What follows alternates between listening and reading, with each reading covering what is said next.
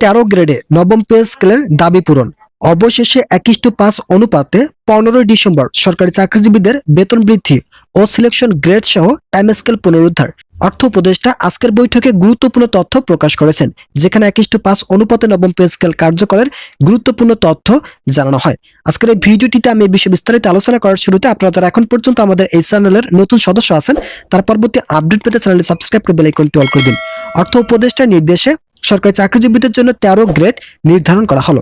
কর্মচারীদের আলটিমেটামের পর সরকারি চাকরিজীবীদের বেতন আগামী 15 ডিসেম্বর তারিখ নির্ধারণ ঘোষণা করা হয়। যেহেতু কর্মচারীরা আগামী 15 ডিসেম্বর বেতন বৃদ্ধির জন্য দাবি জানিয়েছেন, যার ফলস্বরূপ আজ 15 ডিসেম্বর গেজেট প্রকাশের চূড়ান্ত তারিখ ঘোষণা করা হয়। পে কমিশনের চেয়ারম্যান ও বিভিন্ন পর্যায়ের সচিবরা নবম পে স্কেল বাস্তবায়নের জন্য আজ বৈঠক করেন। গতকাল কর্মচারীরা কঠোরতম আন্দোলন করার পর পে কমিশন ও অর্থ মন্ত্রণালয় কর্তৃপক্ষের টনক নড়েছে, যার ফলস্বরূপ আজকের বৈঠকে নবম পে স্কেল বাস্তবায়ন সহ বিভিন্ন ধরনের সুযোগ সুবিধা বৃদ্ধি করা হলো। 2015 সালের অষ্টম বেতন স্কেলে সিলেকশন গ্রেড সহ টাইম স্কেল বন্ধ করে দিয়েছে পূর্বের নির্বাচিত সরকার। তবে অন্তর্বর্তীকালীন সরকার সিলেকশন গ্রেড ও টাইম স্কেল পুনরায় চালু করার জন্য পে কমিশনকে নির্দেশ দেয়, যার ফলে পে কমিশন খসড়ায় এই দুইটি বিষয় উল্লেখ করেন। ইতিমধ্যে পে কমিশনের চেয়ারম্যান জাকির আহমেদ খান বলেছেন যে সরকারি চাকরিজীবীদের জন্য বেতন বৃদ্ধি করতে হলে অবশ্যই বাজেট সংশোধন করা প্রয়োজন। আমরা বাজেট সংশোধন করতেছি এবং আগামী 15 ডিসেম্বর এর মধ্যে গেজেট প্রকাশ করব। ভিডিওটি চলাকালীন সময় আমি আপনাদের কাছে বিনীতভাবে রিকোয়েস্ট করতেছি, আপনারা যারা এখন পর্যন্ত আমাদের এই চ্যানেলের নতুন সদস্য আছেন, তারা পরবর্তী আপডেট পেতে চ্যানেলটি সাবস্ক্রাইব করে বেল আইকনটি অল করে দিন। সংশ্লিষ্ট মহল জানিয়েছে 1:5 অনুপাতে নবম পে স্কেল বাস্তবায়ন করা হলে কর্মচারীদের দীর্ঘদিনের বৈষম্য দূর হবে।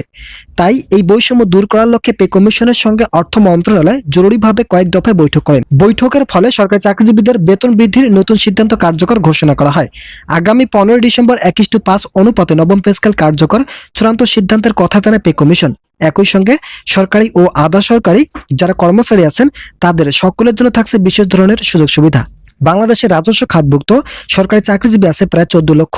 অপরদিকে আধা সরকারি, স্বায়ত্তশাসিত ও বিভিন্ন প্রতিষ্ঠানের চাকরিজীবী মিলে মোট 22 লক্ষ সরকারি চাকরিজীবী আছেন। তাদের জন্য 1:5 অনুপাতে নবম পে স্কেল কার্যকর করার নতুন দিক নির্দেশনা তৈরি করা হয়। পে কমিশনের চেয়ারম্যান জাকির আহমেদ খান ইতিমধ্যে সরকারি চাকরিজীবীদের বেতন বৃদ্ধির বিষয়টিকে ইতিবাচক হিসেবে দেখছেন। কর্মচারীরা যেভাবে তাদের দাবিগুলো বাস্তবায়ন করার লক্ষ্যে আন্দোলন করেছেন, অবশেষে তাদের সকল আন্দোলন ফলপ্রসূ আগামী 15 ডিসেম্বর ঘোষণা করা হবে। সরকারি চাকরিজীবীরা যেভাবে আশা করছেন তাদের সকল আশা পূরণ না হলেও বেতন বৃদ্ধি এবং গ্রেড সংখ্যা পরিবর্তনের এই দুইটি আশা শতভাগ পূরণের নিশ্চয়তা দেওয়া হয়। তো বন্ধুরা, যারা সরকারি চাকরিজীবী আছেন তারা পরবর্তী আপডেট পেতে চ্যানেলটি সাবস্ক্রাইব করে বেল আইকনটি অল করে দিন। গতকালের মহাসমাবেশে বাংলাদেশ প্রশাসনিক কর্মকর্তা বাস্তবায়ন ঐক্য পরিষদের সভাপতি আবু নাসির খান বলেন, প্রতি 5 বছর অন্তর বাজার মূল্যের সঙ্গে সামঞ্জস্য রেখে সরকারি কর্মচারীদের বেতন বৃদ্ধির কথা থাকলেও 2015 সালের পর এদেশে সরকারি কর্মচারীদের কোনো বেতন বৃদ্ধি হয়নি। অন্যদিকে গত 10 বছর নিত্যপণ্যের মূল্য বহুগুণে বৃদ্ধি পেয়েছে। এই মূল্য বৃদ্ধির সঙ্গে খাপ খেয়ে চলতে পারছে না সরকারি কর্মচারীরা। বিভিন্ন সংগঠনের নামে পে স্কেল বাস্তবায়নের জন্য তারা আন্দোলন সংগ্রাম করে যাচ্ছেন। অন্তর্বর্তী সরকার পে স্কেল বাস্তবায়নের উদ্দেশ্যে নবম পে স্কেল গঠন করলে সম্প্রতি অর্থ উপদেষ্টা আগামী সরকার পে স্কেল বাস্তবায়ন করবেন বলে কর্মচারীদের মনে আগুন ধরিয়ে দেন।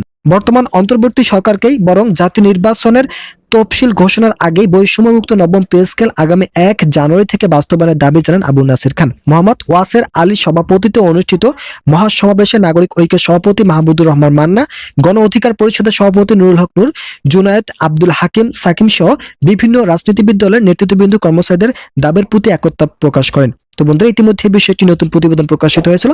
আজকের ভিডিওটিতে আমি এই প্রতিবেদনের সকল বিষয় বিস্তারিত আলোচনা করলাম। আশা করি ভিডিওটি থেকে অনেক উপকার পেয়েছেন। যদি উপকার পেয়ে থাকেন তাহলে অবশ্যই চ্যানেলটি সাবস্ক্রাইব করে বেল আইকনটি অল করে দিন।